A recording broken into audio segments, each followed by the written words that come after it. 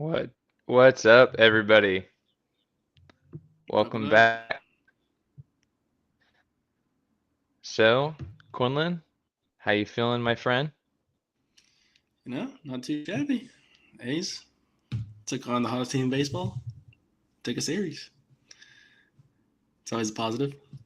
Uh, Yeah, it is a positive. Well, kind of going into this, we wanted to talk a little bit about, the A's GM and obviously that's the elephant in the room right now. But with that, um, we do want to kind of highlight the A's and how, their weekend went first.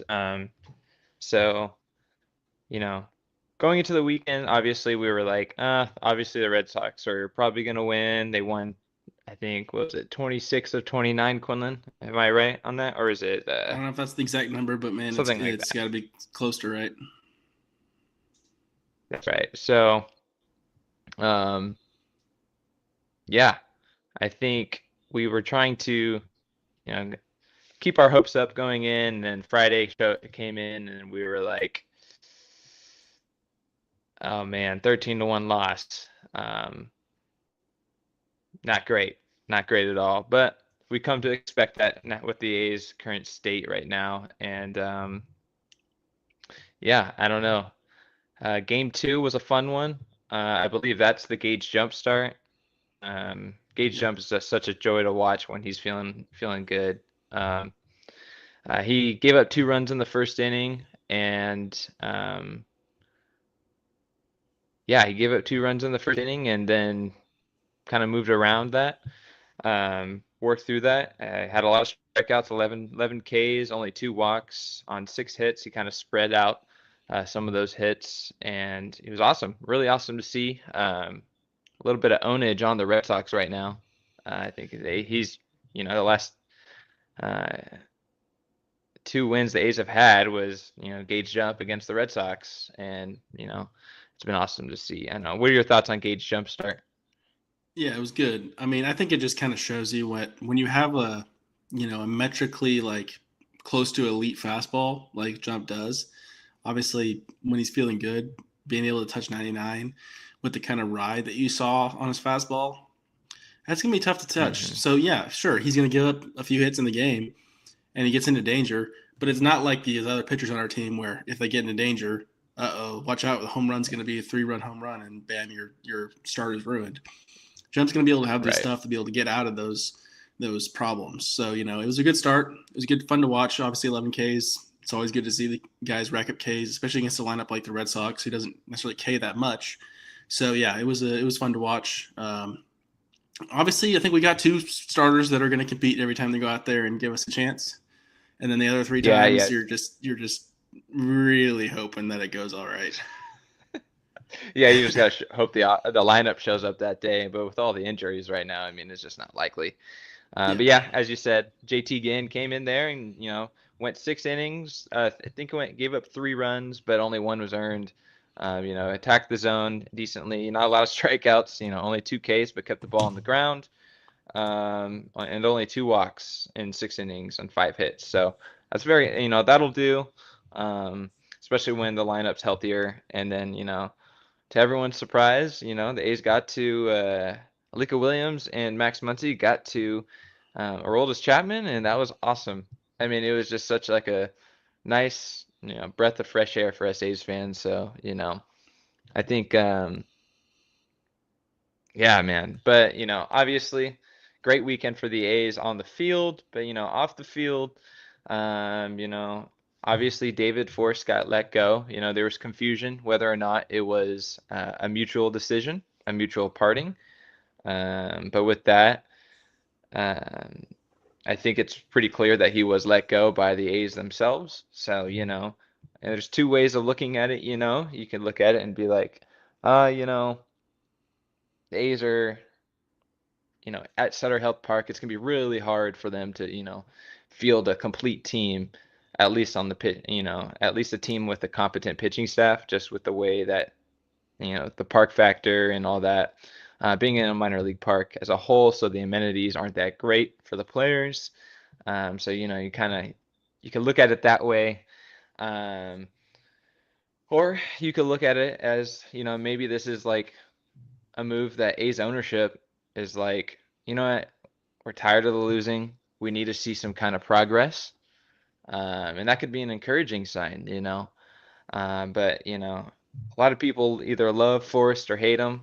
Q, I'm curious to know what you think. Yeah, I mean, obviously, I think it was necessary. I don't know if the timing is necessarily important. I don't know if they had to do it in season, um, Yeah. but it is a necessary change. He's not sure they've drafted pretty well during his tenure, but he's not the one that's making all the analytical decisions and seeing, oh, this guy's a good fit. This guy's going to be turn out well because of what he's shown in his college career. Hmm. No, I mean he has the ability to be able to make good decisions, I'm sure, on those draft guys, but that's a whole team effort. Yeah. But man, the just free agency has just been just not good for the A's in the last few years, especially. I mean, yeah, okay, you're not going to get good pitchers to come to you while you're in SAC. That's true. I agree with that thought process. But you at least have to try to get pitchers that are a better fit for your ballpark. You can't Correct. say, okay, we're going to get bad pitchers and get fly ball bad pitchers because that's just going to turn into something that you cannot. I mean, the A's lineup when it's healthy is kind of still is pretty built for Sutter Health to succeed there. Hmm. But man, your pitching staff is built to get blown up at Sutter Health Park. So that's just not a good way to go about it when you're playing 81 games a Right. season in that park. Now, sure, people say they could be more focused on 2028 or whatever, but they have to be able to show some improvement in the short term, or else then if you try to go in with that GM to the Vegas tenure and he hasn't proven that he can really put together a winning roster, then you're putting yourself in danger of not building a fan base out in Vegas.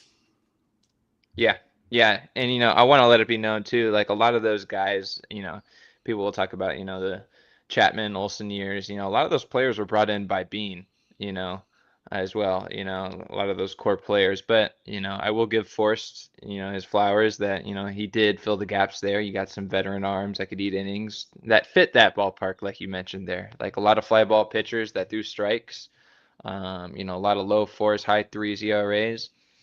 Nothing that'll blow your mind, but um, they had the metrics to, succeed in a park like that. Um, I believe that that those staffs would not do. We would not be nearly as good at Sutter Health Park in those years. So it sucks for Forrest, but he's a smart guy. He should have known he was going into a park that was going to be a gauntlet for pitchers.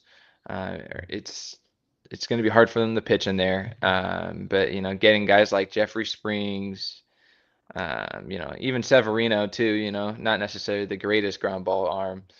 But then Savali was just like, I mean, you and I, we all knew Savali was not going to work out at Sutter Health Park, and that's why, like, in that early run he had at the start of the year, we were just soaking in every moment, because we were like, oh, he's so lucky. But yeah, I mean, kind of interesting, like you said, the timing of it all.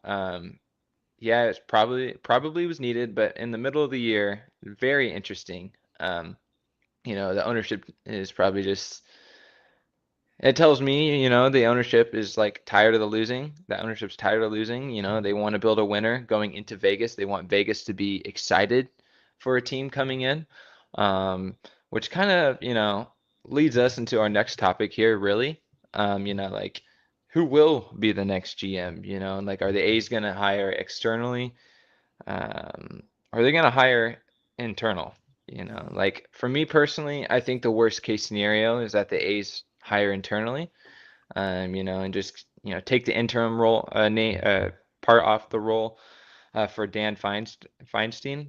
I think nothing against the guy. I mean, I'm sure I've seen nothing but good things from him, but I think the A's kind of have to reevaluate how they uh, work as an organization, how they develop pitchers, how they develop hitters too, even. Last week we talked about how hitters are The A's lineup is filled with guys who hit the ball on the ground, who don't walk really, and Sutter Health is built for players that could hit the ball in the air and do damage, or just hit the ball in the air in general, and a few balls will sneak out. But I think they just kind of have to reevaluate all of it all together.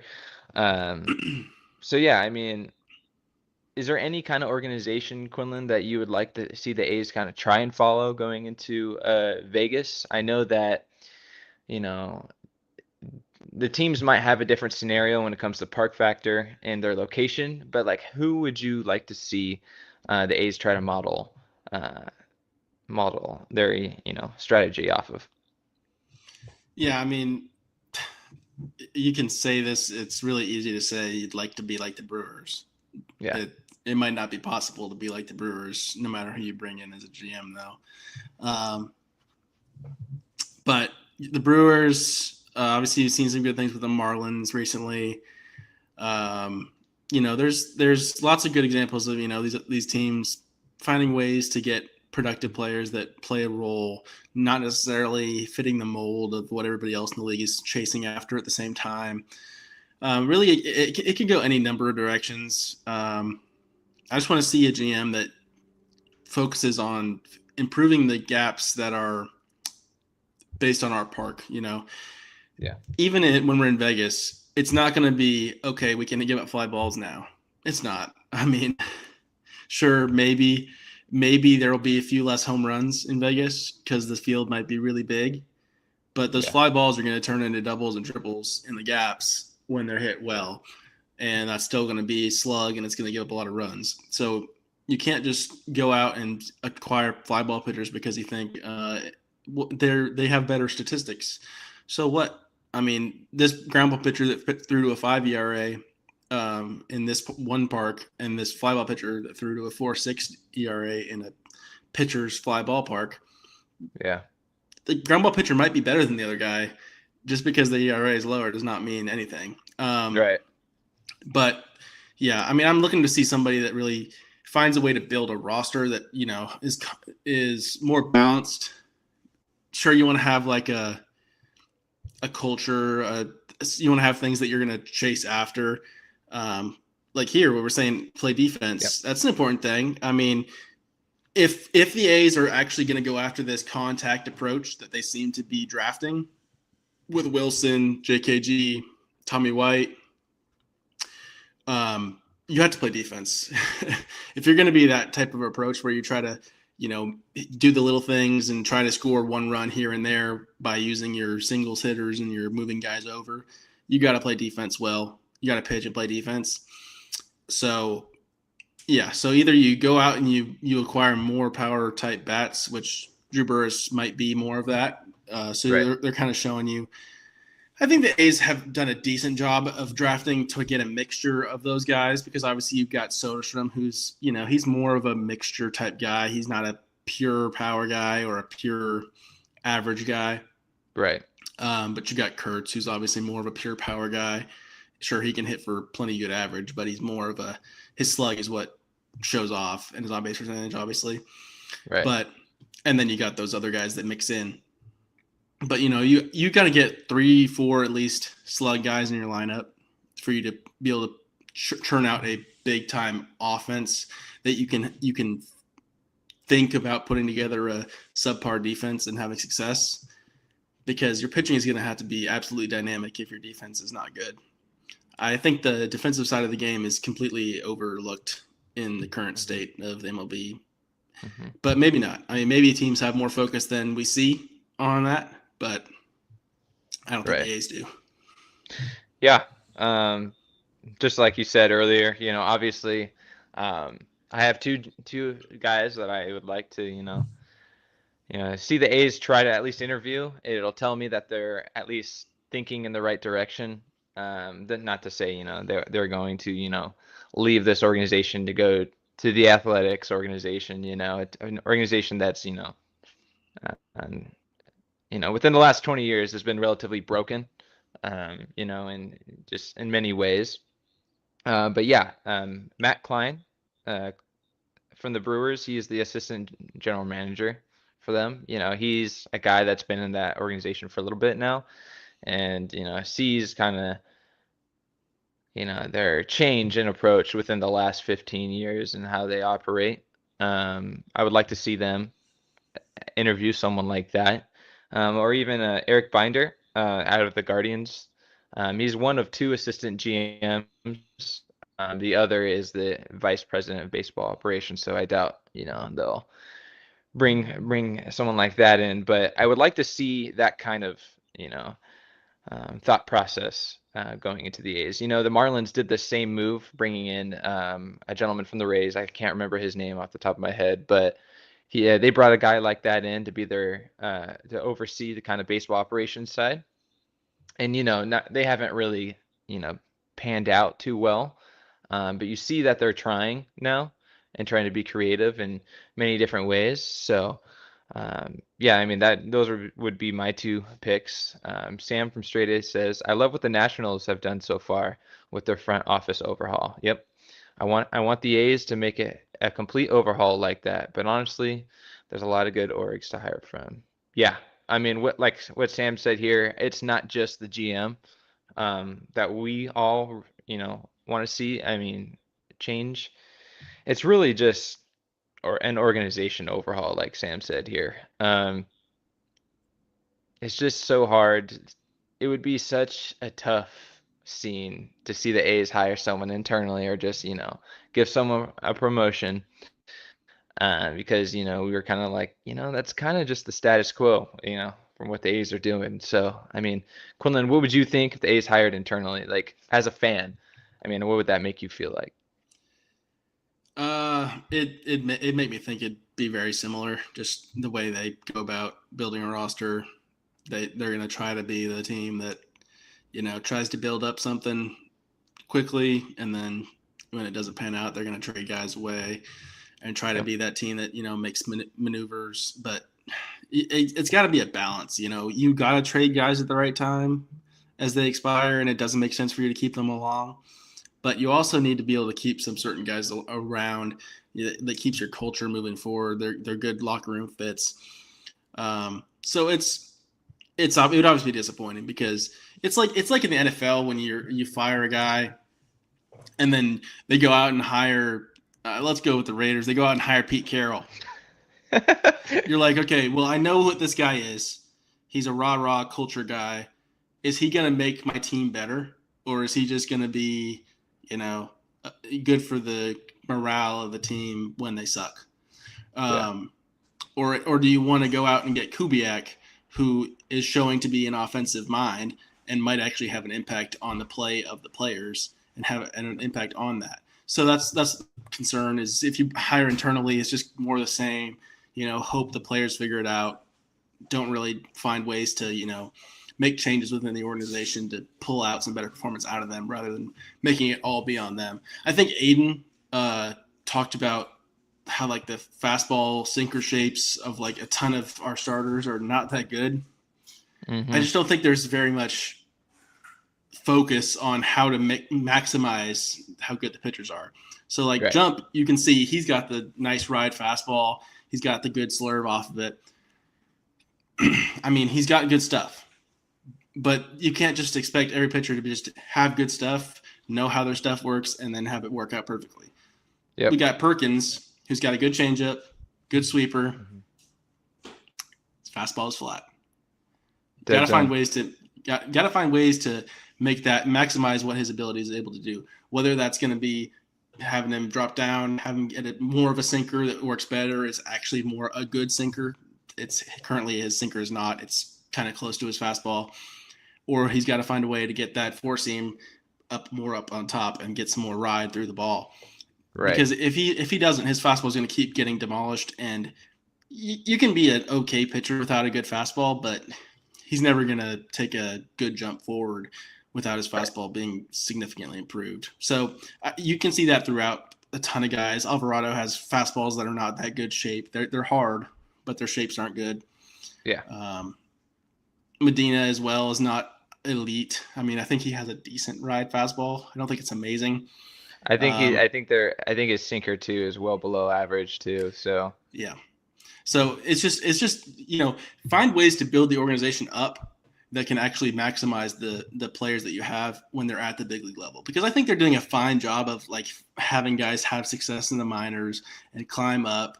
But you know what? At some point, you have to be top of the line stuff and have everything play off of each other at the big league level, because these hitters make such good decisions on pitches. You got to be able to tunnel perfectly, have great stuff. And at some point, it's just, if, dead zone fastballs are not going to play when you have, a bad park for it. Your park is not good for a dead zone fastball whatsoever.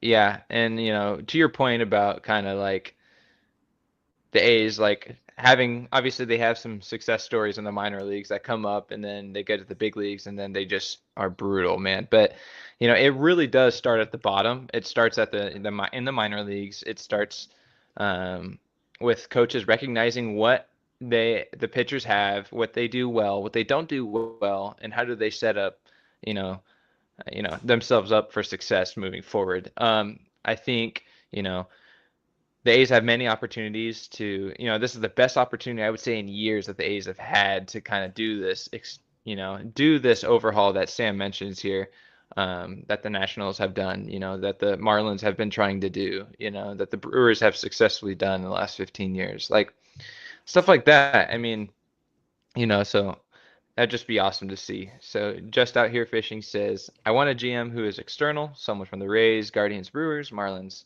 some of these small market teams that are successful at rebuilding. Yeah, I mean, I totally agree. I mean, it's so funny when we look at these Guardians teams the last few years. We're like, you feel like you look at those rosters and you're kind of like, you feel like those should be, you know, rebuild years ish. Not division winning teams, but they constantly win the division, and it's just super cool to see, it's kind of bittersweet, as an A's fan. I'm sure you feel this way too, Quinlan, but like Yeah. knowing it's like, man, they're right there too, but they're actually like, just their methods are just so much more pure and like intentional, it feels like. Yeah. I think you can just see that those organizations are pouring a lot more money and resources into Yeah, those into the development. overhead. Yeah, sure, their payrolls are, most of those teams are lower than the A's payroll, but they're putting the money in behind the scenes. It's going to make that payroll produce better and perform better. That's why the payroll thing is not the biggest thing in sports. It's how do you maximize what you have? Like, okay, Right. this player is coming in, he throws hard, he's got a good breaking ball. How do we turn him into a guy that has a fastball that's, it's 97, but now it has 18 inches of ride instead of 16, and his Hmm. curveball has this just much more bite on it, and then that tunneling works so much better off of each other, and then bam, Right. you've got a star reliever like Yeah. Louis Varland for the Blue Jays. I mean, guy was mediocre at best, and then he Yep. goes out there and he becomes just a all-star superstar type closer for the Blue Jays. Yeah. Teams find ways to maximize their abilities, and the A's just don't seem to be doing a ton of that with any kind of veteran. Sure, there's the occasional minor leaguer that's coming up and he has good stuff like Gage Jump. Ginn has kind of progressed, found a way to maximize his fastball mix, which kind of seems to be the way that baseball is going with these guys having multiple different fastballs that play off of one another. But it's just we're not seeing a ton of it from the A's, and you'd like to see an outside hire that brings in a more of a direction of development, and maximizes the talent of the players. Yeah. I mean, couldn't agree more with you, man. My A's bias says, feels like Forrest was never planning to go to Vegas and only stuck around to try and save Katse's job, but ultimately failed hard. There might be, I don't know about the Katse thing, but there might be some truth with the Forrest thing you mentioned there. I saw that report saying that he was not super high on moving out of the state in general. Sounds like Forrest is a California guy and is pretty happy to be in California, and that's something that we don't really think about. It's kind of a wild place to be. Quillen, I'm sure you like if you were in a position to be, if you're in a position like David Forrest, you're like, yeah, I mean, I'll do whatever it takes, to stay the GM of this team. But we all have, these they're people and they have families, and people want to be comfortable, along with players as well. So good insight there. Straight A's says, what would be the biggest realistic mistake the next GM could make taking over this roster, in your opinion? Um, I'll let Quinlan take this on, and I have Yeah, a somewhat of an answer. I would But say prioritizing prioritizing like damage bats. yeah, Because we have a good amount of them. Sure, you might have to replace Shea with a damage bat of some kind when he obviously is going to walk out the door in a couple of years. But reaching out for damage bats and sacrificing defense is the worst thing they could do, because the A's defense is extremely bad. Soderstrom has been extremely bad on defense this year because we haven't had Denzel Clark out there in center making his job easier. It's a big time issue that we're going to see for the next few years with all the pieces that they have locked up. Lawrence, maybe as he gets healthier, he's going to get his range back, but right now he doesn't have it. Soderstrom doesn't have range. Bolte is okay. He's fast, so it gives him more range, but he's not as good, going back towards the warning track. He has a lot of improvement to make. On the infield, Wilson is, he's a slightly above average range guy, and he's played really good, not made errors. That's been solid shortstop. Yep. But as we move forward, I mean, Gelof's going to have to go into a role, whatever it's going to be. I don't know if it's going to be in the outfield. It's going to be third base. Muncy's been terrible this year. You've seen how much that has an impact. Second base has been McNeil. He hasn't been great.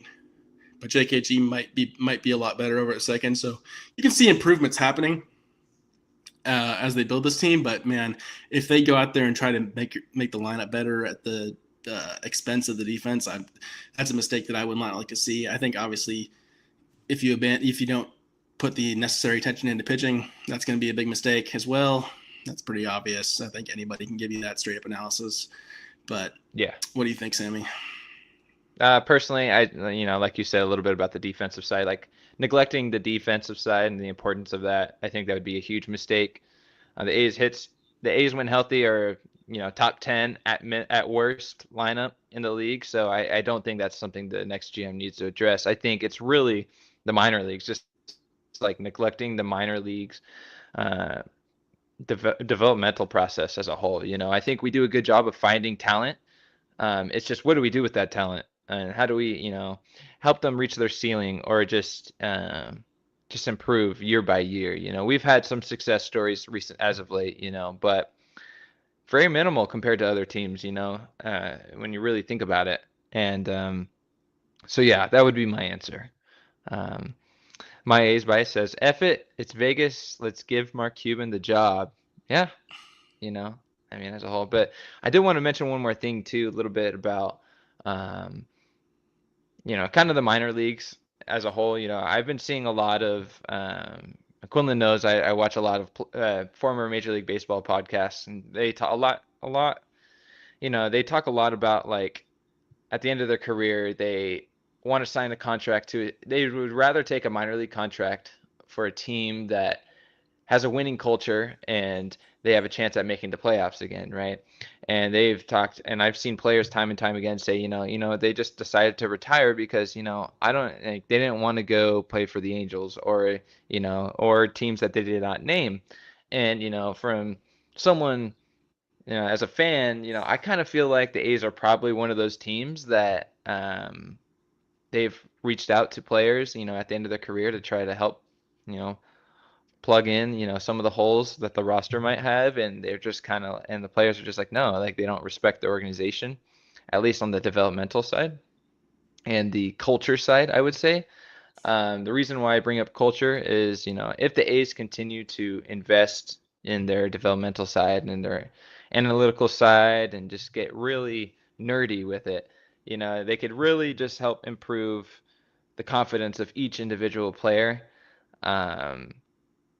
And I think ultimately that's going to breathe confidence in a winning culture. I think that's something that the Dodgers do well, and those other small market teams that we mentioned earlier. So super, super, super excited to see what the A's do with the GM vacancy. But I'm also super nervous because I don't want to see the same thing happen again. I know Quinlan doesn't either. You might see Quinlan saying some choice words on this podcast. But yeah, I think this is a good time to talk about, you know, speaking of teams that develop well, we're playing the Rays um, today. It's a Monday night game. For me personally, I always like it when the A's play Monday night because it's like you have to go back to work, but at least the A's play, so you could look forward to something at the end of the day. But so the A's are facing Freddy Peralta, and we got Jacob Lopez on the bump, who has been pitching very well as of late. Quinlan, what's your prediction? My prediction is a 5-3 loss. Peralta's going to give Okay. him 6, 2 runs. Lopez is going to look good for 3, and then the 4th he's going to walk the bases loaded. Okay. And then they're going to find a way to score a few runs on some singles. Right. But, I think it'll be a competitive game. I don't think they're going to get blown out unless they get down a little bit early and the bullpen comes in and we try to mop up and let it explode on us. But, it's not exactly the expected game to win. Now, Peralta has given up a lot of homers lately, so it's possible the lineup could click, but we're not exactly throwing out the biggest slug lineup in the world right now. So I wouldn't predict more than 2 homers for the A's in the game, which, I'd love to see 2 homers. I would love to see But 2 home runs for this lineup. but Yeah. I don't know if we're not built for this park right now at all. So hopefully Gelof can add a little bit of power juice back to the lineup. But man, the nines, I don't like him in the 9 hole. Let the guy hit more. Yeah, it's hard to say that. It's hard to say that Gelof's going to make an impact when he's hitting the 9 hole right now. Yeah, I don't like the matchup of Yandy Diaz versus Jacob Lopez. I think, I could totally see. I mean, Jacob Lopez is, basically the second coming of Sean Manaea, and Yandy Diaz historically destroys Sean Manaea. So, I just don't. I don't like that matchup, and overall, the Rays are just a tough lineup. And I could see, like you said, Jacob Lopez pitching well the first time through, maybe even, part of the second time through, but I could ultimately just see him getting tired. And then the big hit ends up breaking the A's back a little bit tonight. But I'm going to say it's going to be a 7-3 loss for us. It's really hard to predict, really talk about, the A's right now because right out the gate, um, just with the roster being the way it is right now, it's just we're already fighting an uphill battle here. Um, Gelof batting ninth. Who is running this team? Nobody. Nobody's running this team. Honestly, they're probably just scrolling through Twitter and just finding random people's takes and just adding that to the lineup a little bit here. Guy had like 25 game hit streak this year. Better bat him ninth. Yeah. Yeah. Just shows where the A's are I at. disagree with their decision to bat him ninth, but it's pretty clear their reasoning is, he's been out for this long, so we got to hit him ninth. Which he had a rehab stint, so I would probably just hit him in your normal placement. But did well in that stint too. You do you. Athletics. You do you. But yeah, I do think there's a chance. The A's. There's a chance that Freddy Peralta could just throw another stinker out there and he just doesn't command in the minor league park, and the A's just for whatever reason just ride the highs of the previous series and just jump him for that. So there's always that chance, but I think honestly, let's see right here. My A's bias says we as a fan base need to have a longer memory. Fans were happy. When Butler and Rooker first extended, when Sevy signed, when Nick McNeil got picked up and didn't work, my defense forced. I mean, yeah. Personally, I'm a little bit higher on Force than most. I think, like what a lot of people said, he had to, didn't have a lot to work with, which is why I'm kind of a little bit nervous for what the A's will do next. But hopefully, the A's ownership kind of see Forrest as a vision of a piece of what they used to do, and they're trying to move forward with something new. But yeah, I was right there with you. I was excited for Butler and Rooker to be extended. I think Rooker deserved it. Coming off I think he was like a top 5 hitter in the league the year before we signed him. So yeah, I think I would love to see Butler come back healthy. The McNeil pickup on paper is also smart. But if I would have known that Gelof was gonna come back and ball out, I would have been, like, no, why do we have McNeil? He's just holding a roster spot. But yeah, I don't know, Quinlan. I think that'll pretty Yep. much do it for you and I. Yep. Overall, All I think right. Force was fine. Yeah. Solid for hitters. But what's this last comment? Double knee surgery. Yeah. Oh, Quinlan knows a thing or two about this. When did he have double knee surgery? I I don't know he had his one remember. patellar tendon, but Okay. I think this will be the last. I think this will be the last thing we talk about here on this podcast. Uh, this show in particular, Budget Baseball, we love Tyler Soderstrom. I think he's like what we thought before the year with Butler. I think he's kind of the glue of this lineup, especially when there's runners on and he's like hitting fifth or whatever that may be. Um, I love Tyler Soderstrom. His 820 OPS is stellar, and people need to respect him more. Quinlan, do you have anything to add to that? nope. I mean, he's been an absolute slugger.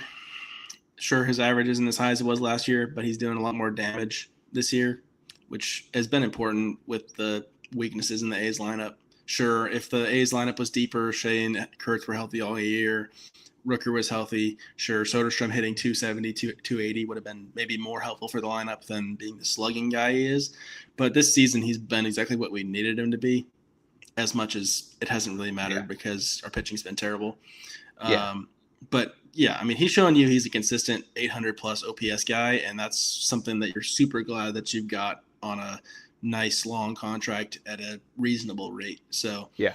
he's a guy that we love watching, love hitting. He's going to be an impactful bat for the years to come, just like Butler has potential to be and Rooker has potential to be in the next couple seasons. So, Right. there's plenty of excitement for the Lays lineup as time moves forward. But overall, I mean, I think Soderstrom's a fun guy to watch and watch hit, especially. Defense, he's a little bit scarier to watch, but at least he has a good arm. Yeah. I would say for sure. Definitely suspect when he's on defense, but that will lead us. I will leave us here with a stinger here, just a little cliffhanger.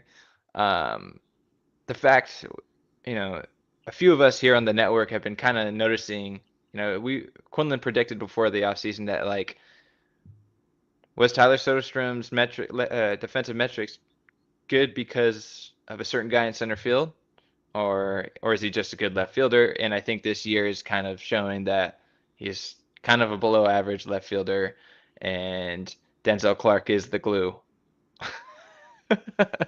So, um, yeah, I think that'll do it for us, right, Q? Yep. Thanks, guys. Go Thank you A's. guys. Go A's. Let's do this.